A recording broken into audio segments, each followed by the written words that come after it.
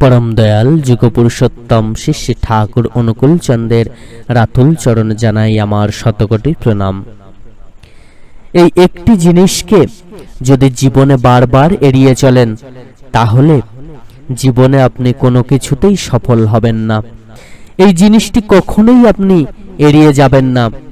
যখনই এই জিনিসটিকে আপনি এড়িয়ে যাবেন তখনই আপনার জীবনের মোড় পাল্টে যাবে, তখনই আপনার জীবন ধ্বংসের মুখে পতিত হবে। তাই এই জিনিসটি ভুল করেও এড়িয়ে যাবেন না। কোনো কাজ আপনার দ্বারা সফল হবে না। জীবনে যা করতে যাবেন পদে পদে ঠক্কর খাবেন। আপনার নিজেকে নিজের কাছেই ছোট মনে হবে। জয় গুরু। সকল ইষ্টপ্রাণ দাদা ও মায়েরা প্রত্যেকের যথাযোগ্য স্থানে আমার প্রণাম ও আনন্দিত জয় গুরু জানাই। আলোচনাটি মন দিয়ে শুনবেন। বিশেষ করে অল্প বয়স্ক ছেলেমেয়েরা যারা জীবনের কোনো কিছু করে দেখাতে চাইছেন, নিজের পায়ে দাঁড়াতে চাইছেন এবং যারা কিছু করতে গিয়ে বারবার ভেঙে পড়ছেন, যারা কিছু করতে গিয়ে বারবার বাধা পাচ্ছেন, অসফল হচ্ছেন, আনসাকসেসফুল হয়ে পড়ছেন এবং এর জন্য বারবার করে আপনারা ভেঙে পড়ছেন, তারা অবশ্যই মন দিয়ে শেষ পর্যন্ত ভিডিওটি দেখবেন।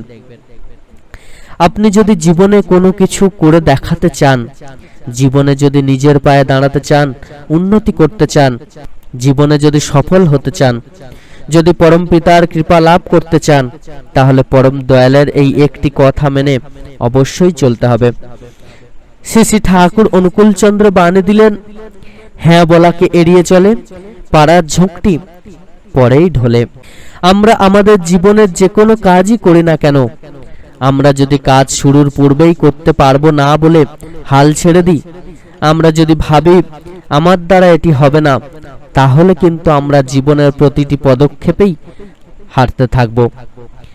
পড়াশোনা, ব্যবসা, কর্ম যাই বলুন না কেন, সবকিছুতেই আমাদেরকে পূর্ণ শক্তি দিয়ে ঝাঁপিয়ে পড়তে হবে। এটা আমি করতে পারবো, yes I can, yes I do it. এই কনফিডেন্স, মনের জোর কিন্তু থাকতেই হবে। এটা আমি করতে পারবোই পারবো, ইয়েস আই ক্যান। এই যে confidence, yes I can, yes I do it, এই কনফিডেন্স বা মনের জোর কিন্তু আপনার থাকতেই হবে। শ্রী শ্রী ঠাকুর আরো বললেন, শ্রী শ্রী ঠাকুর অনুকূল চন্দ্র আরো বললেন, নার সাথে যার কোলাকুলি, নার বুকেতে পরেই ঢুলি। কোনো কাজ শুরুর পূর্বেই যদি আমরা না বলে দিই এটি আমরা করতে পারবো না, তাহলে সারা জীবন ধরে কুস্তি করলেও আপনি কখনোই এটি করতে পারবেন না। ঠিক তেমন ভাবেই ধর্ম সাধনা করতে গিয়েই আমরা যদি আগেই হার মেনে যাই, তাহলে কিন্তু কখনোই আমরা মুক্তি লাভ করতে পারবো না, কখনোই আমরা পরম পিতার কৃপা লাভ করতে পারবো না।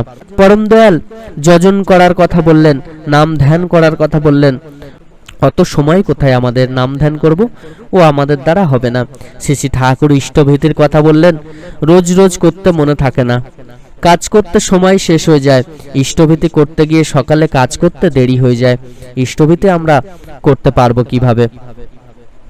শ্রী শ্রী ঠাকুর প্রার্থনার কথা যখন বললেন, কাজ করতে করতে সময় শেষ, প্রার্থনা করব কখন? ও আমাদের দ্বারা হবে না। তো এই হচ্ছে আমাদের নায়ের সাথে কোলাকুলি। নিরামিষ আমরা খেতে পারবো না, এই অজুহাতেই আমাদের জীবন শেষ হয়ে যায়। আর নাকে ভালোবেসে আমরা আমাদের জীবনকেই শেষ করে ফেলেছি। তাই এই একটি জিনিস কিন্তু আমাদেরকে সবার প্রথম ত্যাগ করতে হবে। আমাদেরকে সকল কাজে ঝাঁপিয়ে পড়তে হবে। সকল কাজে আগে থেকে হার মানলে চলবে না, সব আগে সেই কাজের মধ্যে ডুবতে হবে। তবে তো আমরা বুঝতে পারবো সেই কাজে আমরা পারবো কি পারবো না। যখন আমরা মনের জোর নিয়ে, পূর্ণ শক্তি নিয়ে সেই কাজে ঝাঁপিয়ে পড়ব, তখন কিন্তু আমরা সেই কাজে সফল হবই হব। যদি আমরা আগে থাকতে ভেবে নিই যে ওই কাজটা আমাদের দ্বারা হবে না, তাহলে সেই কাজে আপনি যতই সময় দিন না কেন, যতই আপনি শক্তি প্রয়োগ করুন না কেন, সে কাজে কিন্তু আপনি কোনোদিনই সফল হবেন না।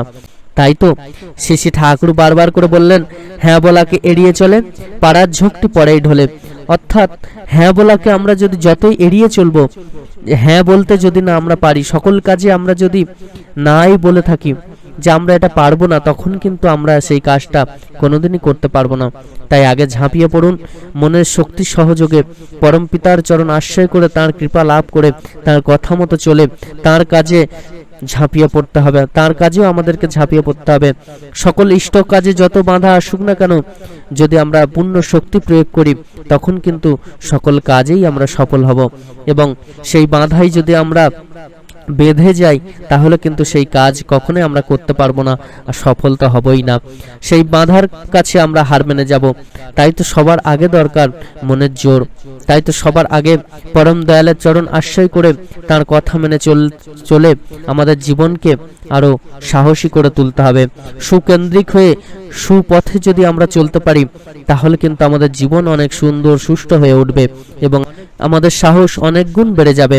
আর তখনই আমরা জীবনের সকল কাজকে সহজ মনে করে এগিয়ে চলতে পারবো এবং সহজে সেই কাজে সাকসেসফুল হব।